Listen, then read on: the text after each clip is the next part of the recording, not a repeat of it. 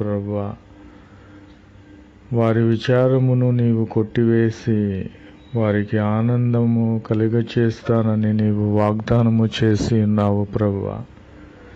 వారి విచారములు ఏమై ఉన్నవో నీవు అట్టి విచారములన్నిటినీ తొలగించండి ప్రభువా. వారి విచారము వారింటిలోనికి నీరు వచ్చి ఉన్నదని వారు విచారిస్తున్నారేమో ప్రభువా. వారి ఇంటిలోని కుటుంబ సభ్యులు ఈ వరదల మూలాన, వర్షము మూలాన ఇబ్బందులు పడుచున్నారని వారు విచారిస్తున్నారేమో ప్రభువా.